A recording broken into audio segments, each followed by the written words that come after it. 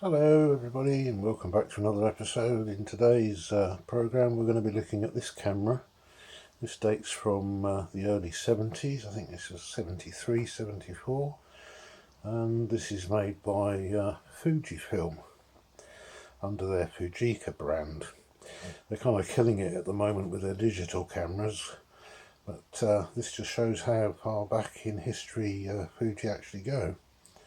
And this was the world's first camera to have an electronic readout of the shutter speed using LEDs, hence the LED emblem on the side proudly announcing the fact. This was the top of the range, the ST901.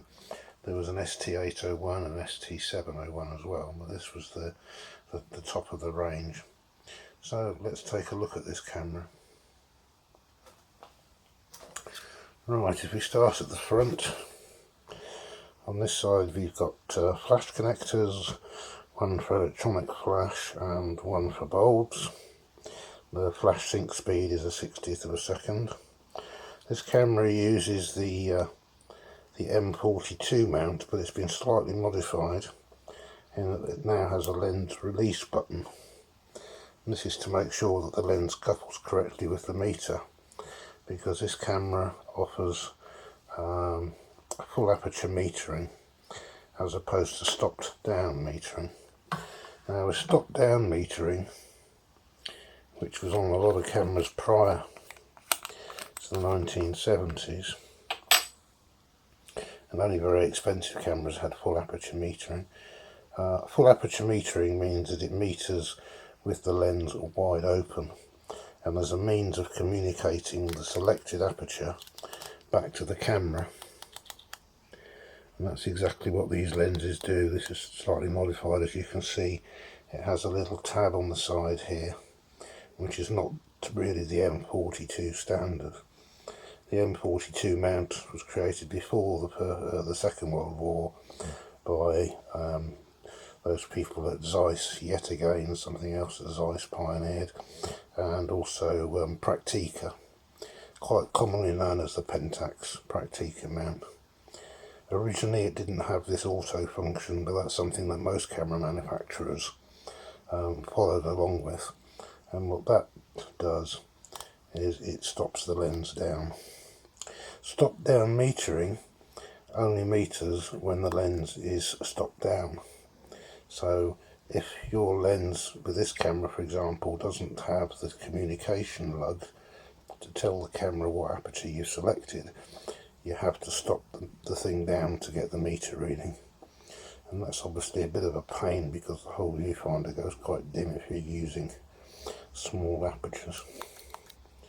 This is a Fuji lens. EBC stands for electron beam coated, so this is a multi-coated lens. They still use the EBC sort of moniker today, and as you can see it's got quite a tint to it, and Fuji lenses are very, very highly regarded. This is lovely and smooth still, and this is the 55mm 1.8, and it goes from f16 through to f1.8. So I'll just put that down there. So you can see on the camera there's a corresponding ring.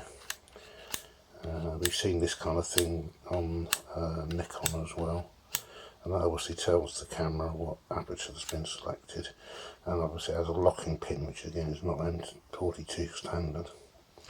This button here is the stop down button, which is also for your metering. As you can see, it pushes this little bar forward, which pushes the pin on the lens to stop it down, and this is lockable, so this camera can do stop down metering with lenses that are not compatible with the Fuji system.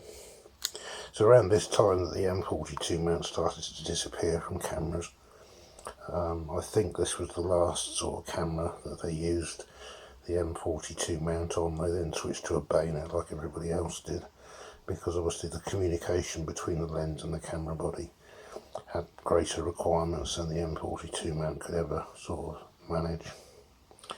Over here we have the self timer button, standard thing, you just push it down, There's a shutter lock on the camera. Push the button.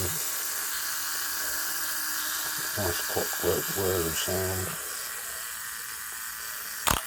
And there the shutter goes. And like I say, there's the lens release pin. Sides, nothing special. On the back, again, nothing particularly special, apart from it has a window so you can see the film container inside the cassette. So obviously you can see what film's in there, whether a film's loaded and what the speed of the film is. On the bottom we have a tripod bush. Fortunately it's offset to the side, not ideal. We have the rewind, pushing to rewind button. On the back at the top here we have the battery housing. Unusually for a camera, but I suppose it is top of the range, it has a shutter blind. And this takes the same lenses as the current, well not so much current now, the X Pro 1. And also the Nikon FM FE series, they fit into there as well, dioptric adjustments.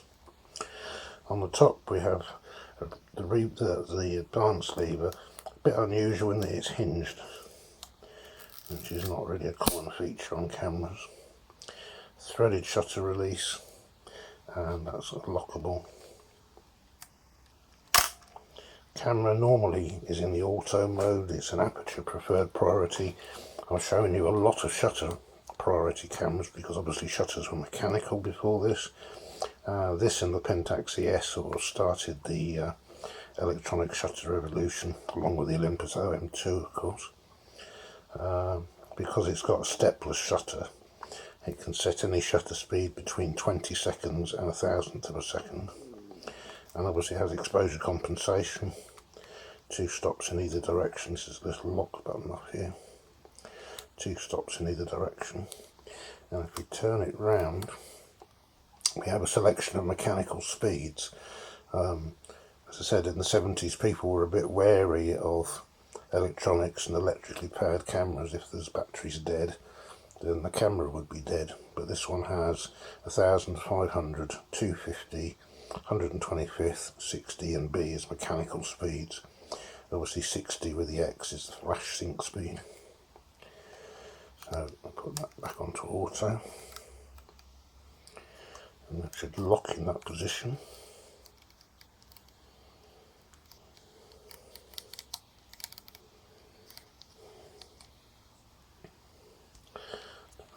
There you go, a bit stiff. To set the ASA or ISO, you just lift this collar up and you can adjust it. It goes all the way up to 3,200, right the way down to 25. So pretty nice range actually, 3,200. So I'll set that on 4. That's your ASA setting. Self zeroing frame counter when you open the back.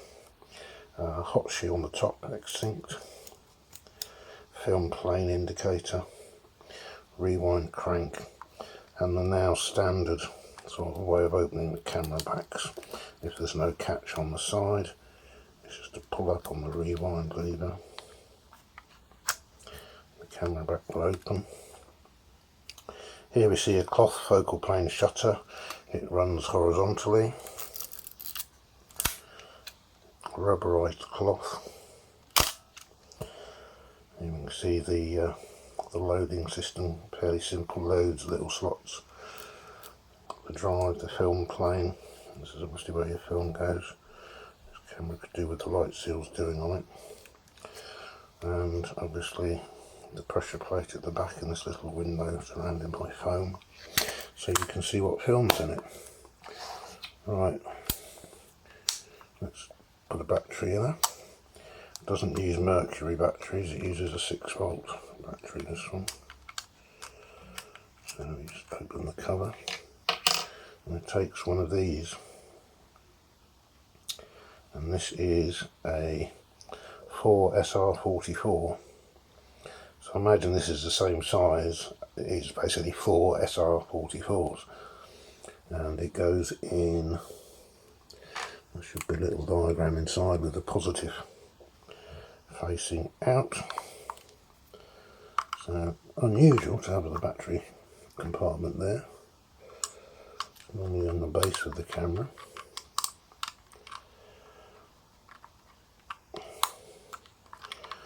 The bit I always struggle with putting battery covers on. Ugh.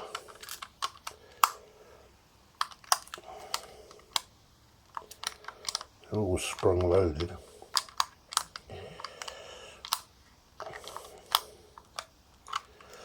By the way, for those of you who've been following the Canon Canonet 19QL repair, I did get the new battery in for it today, and I put that in the camera and the metering works just fine on it, so that was quite a successful repair actually.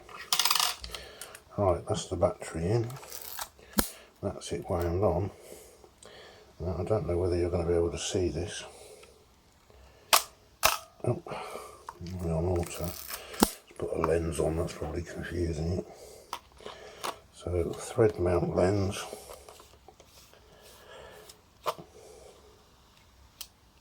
And that has to go on as far as you can hear it lock, which is why they put the lock button on, to make sure that it's actually linked in with this system that communicates with the camera what the lens is.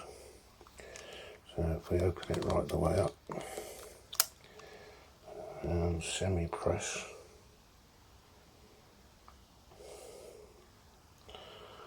now I don't know whether this is going to focus on this. Oh, I doubt it very much, but let's try focusing on that part in there. Well, it displays the shutter speed, 4-digit LEDs. The first 3 are all zeros. Sorry, the first 2 are all zeros, and there's only one that shows the numbers between 1 and 9. So it doesn't actually show you the actual speed selected, it shows you an approximation. So 125th, for example, it shows you 100. If it decides it wants to have 180th of a second, it will show you 200, so it doesn't actually show you the exact speed. I'm not quite sure why that is, but that's the way that they were designed. Obviously it's a limitation of the electronics of the era. But yeah, it has at the top of the viewfinder, it shows you the shutter speed to the nearest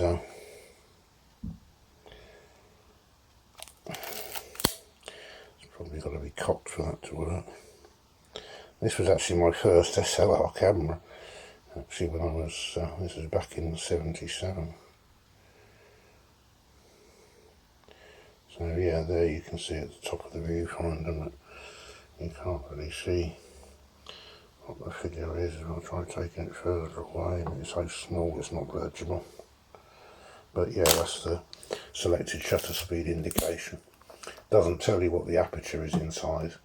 It only shows an A that this is on auto, or it will display what the manual shutter speeds are, and like a little cutout window on the side. So basically it was the end of match needle metering. In a lot of cameras of the era you had a plus and minus and an arrow and a slot, and the idea was to change the aperture or the shutter speed until the arrow was in the centre between the plus and the minus. Then that way you knew your exposure was correct. This was completely different in that it indicated the shutter speed electronically to you.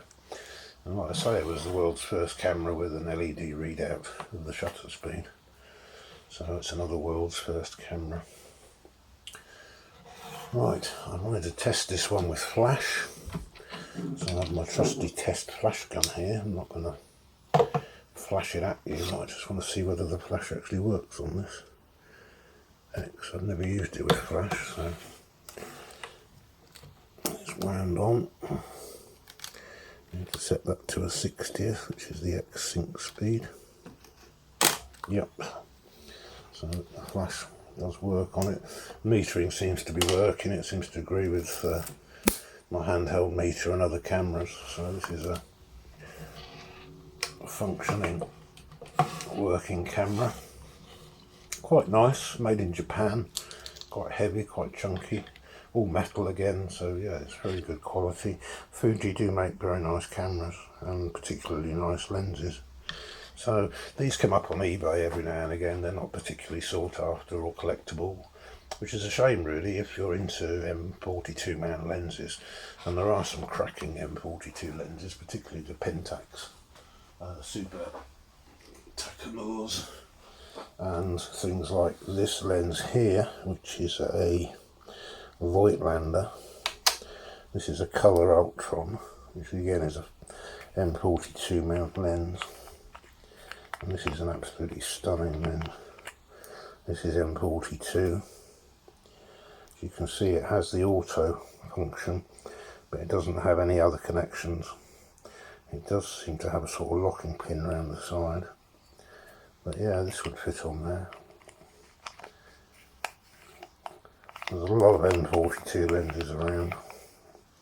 They are all pretty old. They're all dating from the 60s and the early 70s, but they're very well made, and if the glass is clear, there's no fungus or haze or oil on the aperture blades, then there's no reason why an old lens can't perform just as good as a new lens. It's only a matter of the coatings really. And as I said, this has got the EBC Fujinon coatings on it, so that should help with glare and things like that. Right, I was going to put a film in that one. So again, to open the back, obviously if there's no battery, there's no metering, so although you can use manual shutter speeds and select the aperture manually, you need to use a separate light meter. So we have our film, that just pops in this side, pull it across, feed it into the slots on this side, line it up with the sprockets,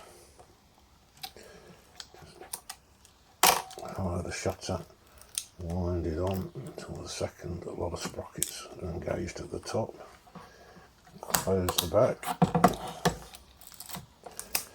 As you know, it's nice to see the film moving through the camera, so you know you're not going to end up with no shots. It's the usual 3.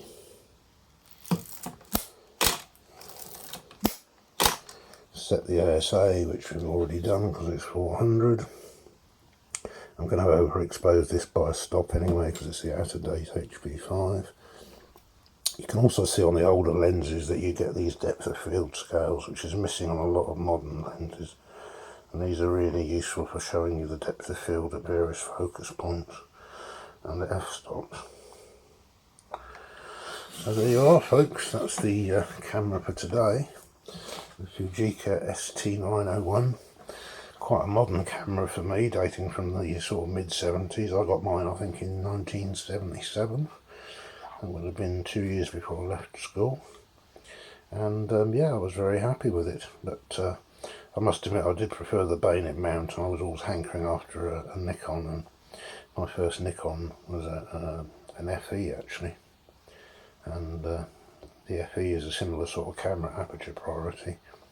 I think aperture priority is a lot more popular than shutter priority, but it only really became a possibility when we had electronically controlled shutters. And as I mentioned yesterday, Pax did show an electronic controlled shutter back in 1961, but I think he put the company out of business and nothing really came of it. It wasn't really until the early 70s that electronically controlled stepless shutters came along. Obviously we've had things like the Canons and I'm trying to think of another one, Topcons and Kanikas. They were all shutter priority cameras, mechanical shutter and just a means of controlling the aperture.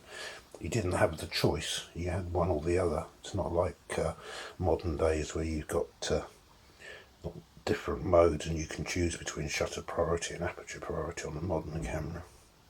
We will start looking at when the event of program mode came in, when the camera could control both the shutter and the aperture, and that obviously led us down the route of program and scene modes, etc.